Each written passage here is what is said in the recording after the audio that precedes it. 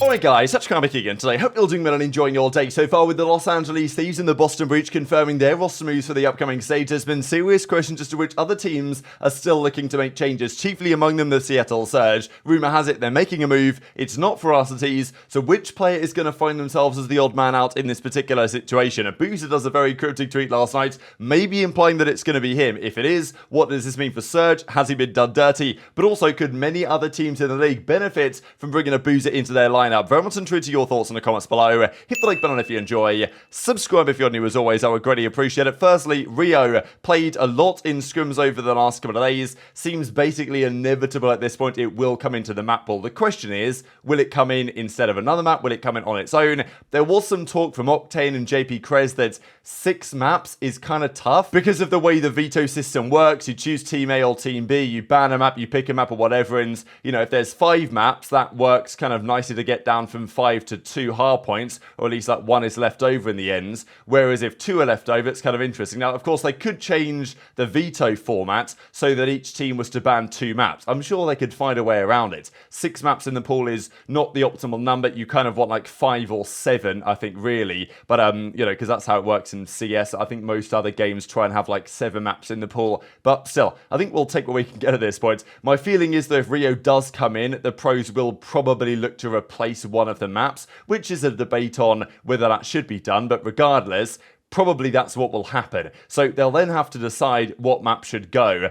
I think it's either going to be Invasion or Terminal. I know that lots of people also maybe aren't a massive fan of Skid Row. I think that's pretty good personally. And Karachi is still good.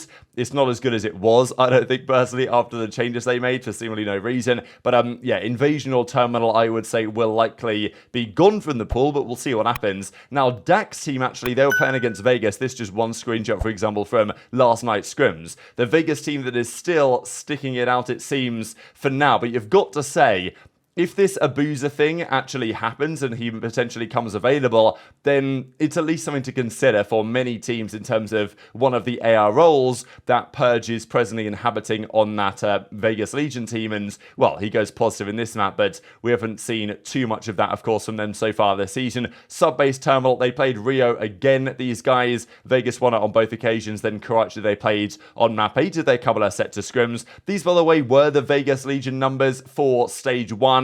Top 8 in the end, so, you know, they put some points on the board. It wasn't terrible.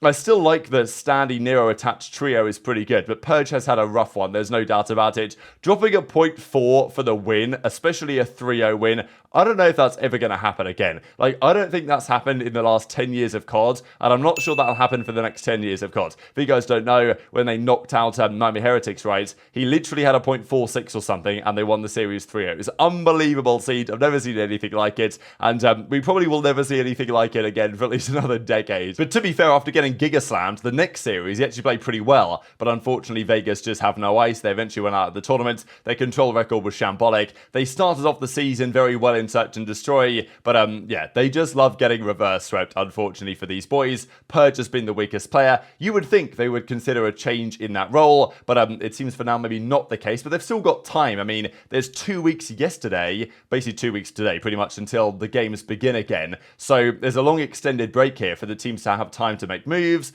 to figure out what they want to do with the maps and stuff like this. So just because they're not making changes now doesn't mean they can't, but it's certainly one thing to keep an eye on. This, though, from Boston, I mean, we talked about it yesterday, but as I recorded the video, it wasn't officially confirmed. They then confirmed it later in the day that Asim is going to join Boston going forwards. I think this is a good move. I like the idea. The Asim claps always make me laugh, obviously, and you know, kind of nice, right? Because Asim just won with FaZe back the event in Boston, and now he's being welcomed to the franchise. He also joins one of, I think there might only be 3 players in the league that have been on different franchises every single year. I think Vivid is one of them. He's been on like so many different teams. Gorillas, like Dallas, obviously he's been on Boston. He's been all over the shop there, Vivid. I think the same story for Slasher as well. He started on OGLA.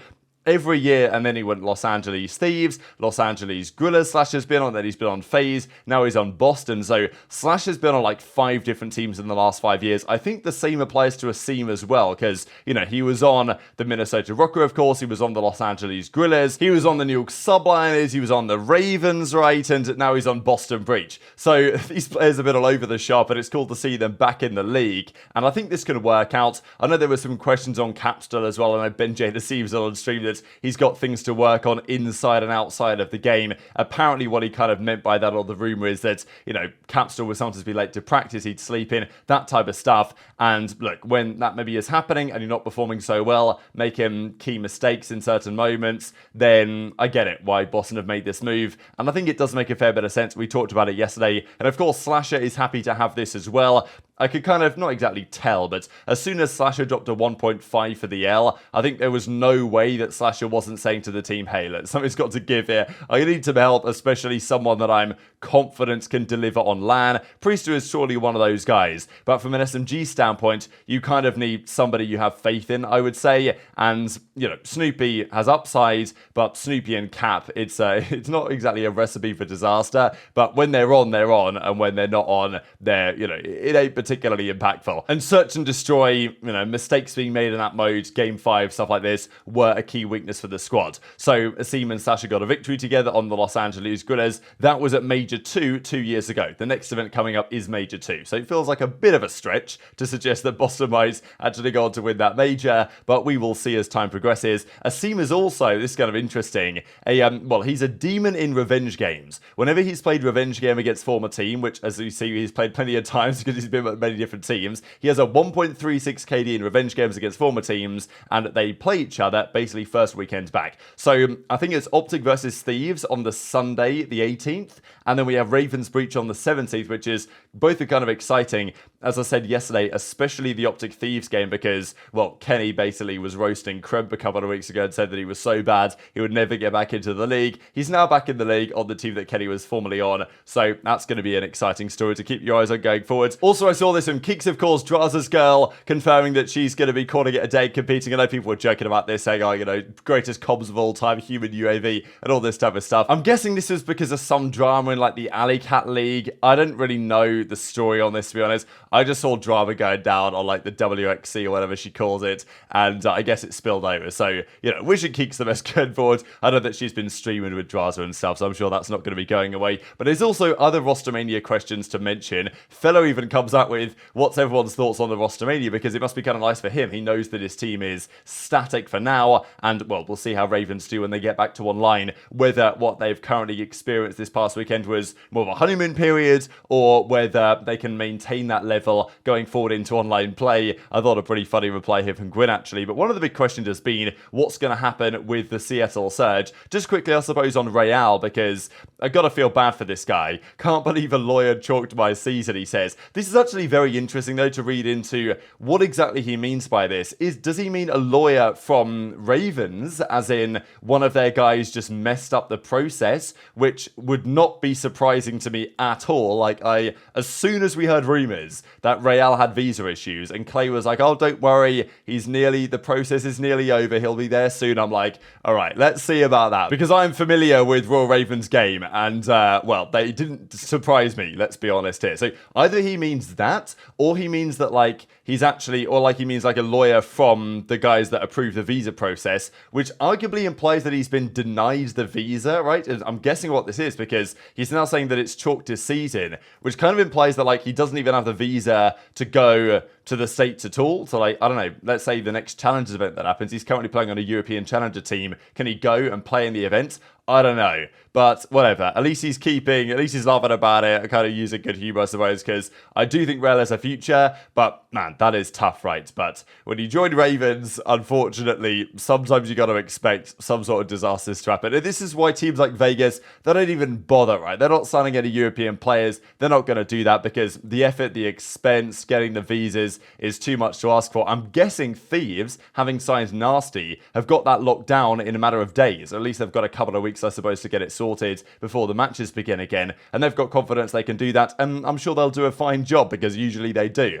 Other organizations, not quite to the same extent. But this is what we heard about the Seattle Surge. Thieves was apparently not going to go anywhere, because Zuma said they're making a change, but it's not going to be for Thieves, which was surprising, because I think that if, there was a likely move that made sense here, Thieves has arguably been the weaker of the two ARs in Thieves and Abuzah, and they probably need some more SMG presence, let's be honest, especially with the way the meta is trending, the fact that a rival is, well, okay, the MCW is also unreal on LAN, but it felt like the rival was very good on LAN this past weekend and was having some good performances with it, and the fact that Rio's coming into the game, lots of SMGs are viable on that map. It feels like over time the meta is going to trend away from what has potentially supported Surge so far. And it's not like they were even good this last weekend. They just won 2 Game 5s and got massively bailed out, I would say, by their search and destroy compared to some of the other teams. So Surge are making a change, apparently. RC's is not going anywhere. That leaves 3 options. iLLeY either gone. He was their best player this past weekend. Sure, some drama about that,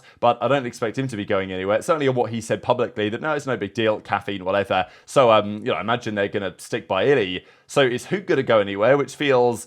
yeah, I don't know why you'd get rid of your only SMG. And then it's Abuzah, who is their, rookie, pretty promising player. But there are questions about whether there could be anything more to this, just because Abuzah is not, English is not his first language. He's Belgian. He does speak good English, I think, for sure. Like, he's fluent. I think he's more fluent than HyDra was when he first came into the league, I would say. But maybe there's communication things, right? I mean, does Hook fully hear, and the other guys fully hear what Abuzah's saying all the time? Is that an issue in their communication? It's a question. So Abuzah yesterday drops this on the timeline and then shortly after deletes it, which is the Mr. Bean gif. It's from the Mr. Bean holiday, right? The quality film. If you guys haven't actually seen the film, definitely worth your time. But anyway, as he's waiting for someone to give him a ride, and then the guy eventually comes on in the little motorbike thing, whatever it is. It's a funny film. But yeah, Mr. Bean's waiting by the side of the road. And of course, usually people use this when they're waiting a long time for something and it's never arriving. So I'm not exactly sure how that is specifically related to the Seattle Surge situation, but the fact that he tweeted this out and then deleted it like a couple of minutes later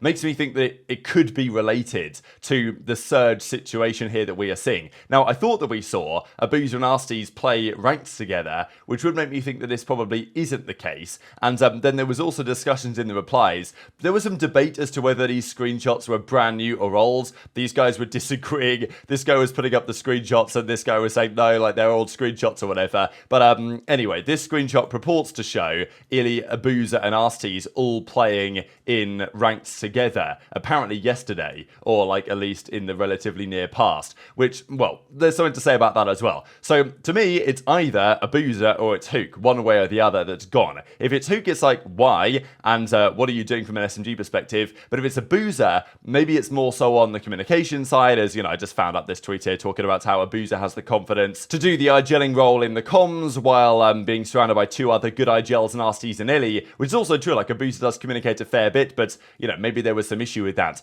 Abuzah, though, still, at the end of the day, he's come into this team. He's not been put on his preferred role. Ideally, he'd be a main AR, really. Like, the fact that they've signed this guy, who was the Rookie of the Year candidate going into the season after being the best performing player in Challenges last year, comes in, has done pretty well so far, not on a real preferable role for him, and is now potentially going to be gone. It's just very surprising. Now, if Abuzah is gone, I still feel like the most likely maybe is Hook, based on what we are seeing at the moment, which is still, what are you going to do then, especially when Kremp and, Asim and the other guys that you probably wanted from Challenges are now getting signed elsewhere.